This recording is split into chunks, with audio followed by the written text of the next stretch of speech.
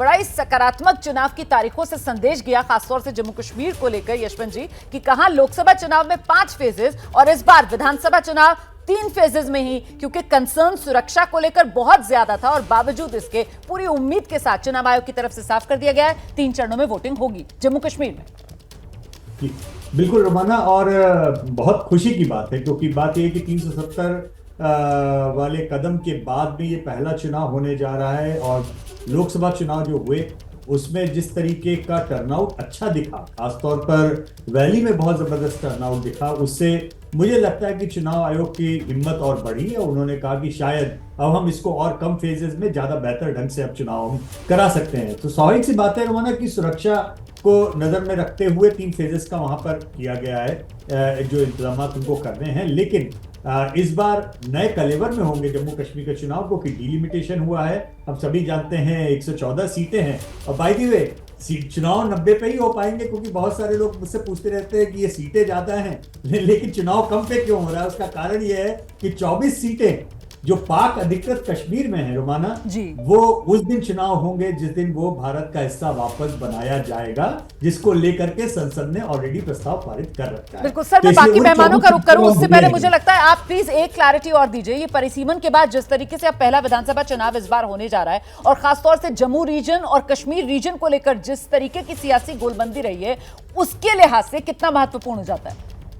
बहुत महत्वपूर्ण इसलिए है रोमाना, क्योंकि ऑलमोस्ट आप मान के चलिए कि 70 सालों तक जो परिसीमन का जो मसला था वहां पर, उसमें हाल फिलहाल में एक बात समझ में आ गई थी, जम्मू में जितनी पॉपुलेशन है, जितनी आबादी है, उसके हिसाब से उनके हिस्से में, जम्मू रीजन के हिस्से में सीटें बहुत कम है, और वैली में सीटें ज्यादा है जबकि उनकी आबादी कम।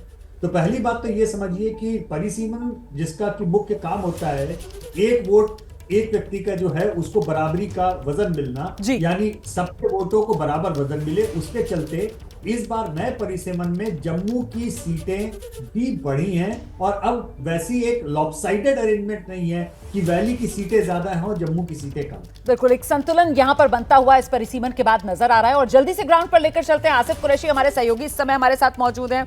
आसिफ, तारीखों का ऐलान, और जो एक आशंका जताई जा रही थी कि बहुत लंबा ना खिंच जाए कहीं ये पूरा का पूरा चुनावी प्रोसेस, तो बड़ा ही कंसाइज इसको चुनाव आयोग की तरफ से रखा गया है, 3 फेजेस में वोटिंग।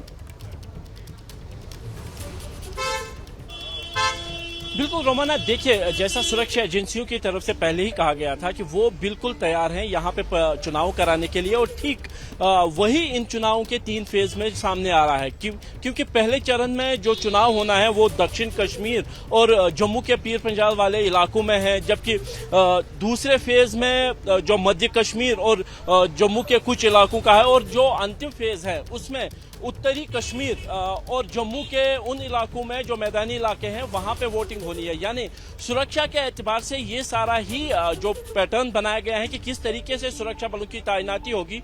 पुंछ राजौरी और जो दक्षिण कश्मीर को एक साथ रख के सुरक्षा बलों के लिए ये आसान कर दिया गया है कि दोनों जगह पे सुरक्षा स्थिति एक सी रहेगी, और यहाँ पे पहले ही चरण में चुनाव होंगे। क्योंकि अभी के हाल में ही जो हाल फिलहाल के दिनों में जो घटनाएं घटी थी, हिंसात्मक घटनाएं, वो इसी एरिया में घटी हैं, और कहीं ना कहीं चुनाव आयोग की तरफ से एक खुला चैलेंज सा ही दिया गया है। क्योंकि पहले चरण में चुनाव ऐसे इलाकों में हो रहे हैं जहां पे पिछले 2 महीनों में हिंसा की वारदातें हुई है।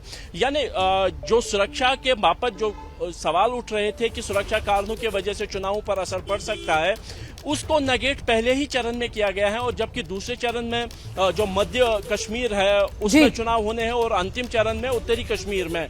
यानी कुल मिला के जिस तरीके के आशंकाएं जताई जा रही थी कि सुरक्षा की वजह से चुनाव पर असर होगा, वो बिल्कुल भी नजर नहीं आ रहा है। बिल्कुल, और 3 चरणों में 18 सितंबर, 25 सितंबर और 1 अक्टूबर को जम्मू कश्मीर में वोटिंग, और 4 अक्टूबर नतीजे जम्मू कश्मीर और हरियाणा के साथ आएंगे। हरियाणा जहां एक ही चरण में वोट डाले जा रहे हैं, 1 अक्टूबर को हरियाणा में वोटिंग हो रही है। सचिन हमारे साथ मौजूद है। सचिन, पार्टी की सरकार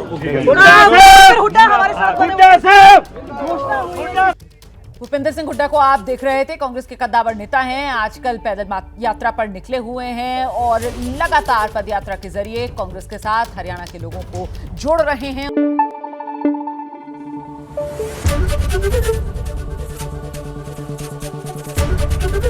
एबीपी न्यूज आपको रखे आगे।